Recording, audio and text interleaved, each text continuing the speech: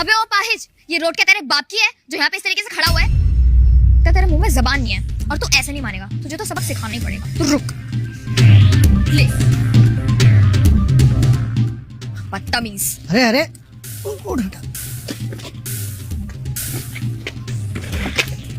Madam आपने इसे नीचे कैसे गिराया? कैसे गिराएगा, क्या मतलब है? हाँ, अरे बीच रास्ते में पड़ा हुआ था, मेरी गाड़ी के बीच में आ रहा था, इसलिए मैंने इसे बस रास्ते से हटाया है। अरे बेचारा चल फिर नहीं सकता था, वो क्या है ना, आज इसका मन कर रहा था घूमने का, तो मैं इसको घुमाने के लिए निकला था।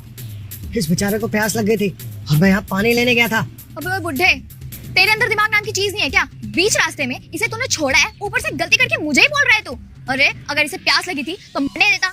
वैसे भी इन जैसे लोग ना धरती पर किसी बोझ से कम नहीं होते, और इसे तो बाहर घुमाने के लिए लाया था। अरे घर की चार दीवारी में रखी से। ये तो कुदरत है, बेचारे के साथ एक हादसा हो गया और इसकी ये हालत हो गई, और बेचारा मजबूर है, चल फिर नहीं सकता।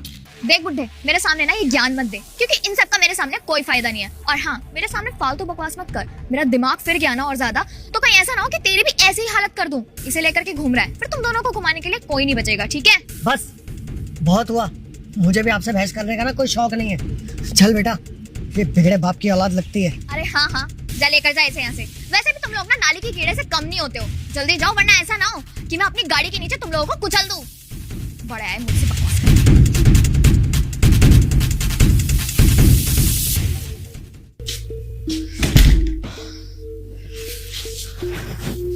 पता नहीं कैसे कैसे लोग आ गए हैं सोसाइटी में, जिनको बात करने की तमीज तक नहीं है। पापा क्या हुआ? हाँ, आज तो हद ही हो गई। मैं इस बेचारे को घुमाने ले गया था और रास्ते में इसे प्यास लग गई। मैं 2 मिनट पानी लेने क्या गया, उस बदतमीज लड़की ने इसको नीचे गिरा दिया। इसे तो गिराया, बल्कि मेरे साथ ही बदतमीजी करी और मुझे इतना भला बुरा बोला। क्या ये आप क्या कह रहे हैं? क्या वो लड़की हमारी सोसाइटी की थी? अरे नहीं बेटा, मैं जानता नहीं हूँ, मैंने उसे पहली बार देखा था। मुझे समझ नहीं आ रहा है कि ऐसे लोग कहाँ से आ जाते हैं। ये तो बेचारा अपाहिज है, चल फिर नहीं सकता है, तो क्या इसे हक नहीं है कि कहीं घूम सके? अरे इसकी भी जिंदगी है। लेकिन ऐसे लोगों का कुछ नहीं हो सकता पापा, ये लोग अपने घमंड में रहते हैं। और ये सब सुनकर तो मुझे बहुत ज़्यादा गुस्सा आ रहा है उसके ऊपर। एक बार वो मुझे कहीं मिल जाए ना सोसाइटी में, तब मैं उसे देखूंगा। कि इस दुनिया में अच्छे लोग तो जैसे बचे ही नहीं है। ठीक है आप जाइए, आराम कीजिए, मैं इसको ले जाता हूँ अपने साथ।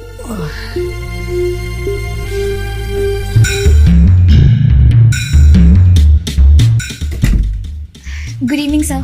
गुड इवनिंग सना।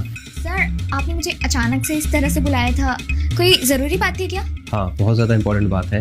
एक्चुअली मुझे तुम्हें किसी से मिलवाना है। किससे मिलवाना है आपको मुझे सर? 1 सेकेंड, आ जाइए आप। अरे अभिषेक, ये लड़की यहाँ पे क्या कर रही है? अबे बुड्ढे, तू यहाँ क्या कर रहा है ये बता। सर, आप इस बुड्ढे को जानते नहीं है कि आपके घर में क्या कर रहा है? सर, ये बुड्ढा एक नंबर का चोर है, और इसके साथ ना एक लड़का भी है मिला हुआ। अरे वो सुबह पता है आपको सर, मेरी गाड़ी के आगे खड़ा हो गया था और वो व्हील चेयर पे बैठा हुआ था। ऐसे प्रिटेंड कर रहा था जैसे कि वो अपाहिज हो। मुझे तो लग भी नहीं रहा था सर कि वो अपाहिज होगा। मुझे तो यही लग रहा था कि ये बुड्ढा और वो लड़का मिलकर के ना नाटक कर रहे होंगे। देखा अभिषेक, ये कितनी बदतमीज लड़की है। सोच, ये मेरे साथ यहाँ इतनी बदतमीजी से बात कर रही है, तो इसने वहाँ हमारे साथ कितनी बदतमीजी से बात करी होगी।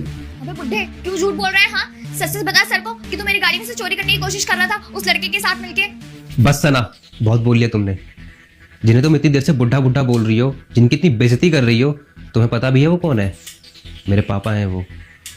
और जिसको तुम इतनी देर से अपाहिज बोल रही हो, चोर बोल रही हो, पागल बोल रही हो, वो मेरा भाई है। और सना, मुझे तुमसे ये उम्मीद नहीं थी कि तुम लोगों की इस तरह से बेइज्जती करोगी। अरे तुम्हारे अंदर बिल्कुल भी इंसानियत नाम की चीज नहीं है क्या? अरे वो बेचारा अपाहिज है और मेरे पापा इतने बुजुर्ग हैं। सना, अगर मैंने आगे कभी भी सुना कि तुमने किसी के साथ इस तरह का व्यवहार किया है, तो मैं तुम्हें जॉब से निकाल दूंगा। ये मेरी लास्ट वार्निंग है। ओके सर, मैं वादा करती हूँ कि आगे से ऐसा कभी भी किसी के साथ नहीं करूँगी। आपको शिकायत का कोई मौका नहीं मिलेगा। And thank you so much sir कि आपने मुझे जॉब से नहीं निकाला।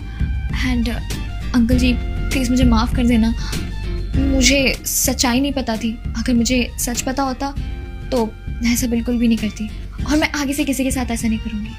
ठीक है बेटा, मैंने तुम्हें माफ कर दिया, लेकिन आइंदा किसी के साथ ऐसा बर्ताव करने से पहले ना 10 बार सोच लेना। थैंक यू मुझे माफ़ करने के लिए। चलो जाओ, अपना काम करो। Okay sir.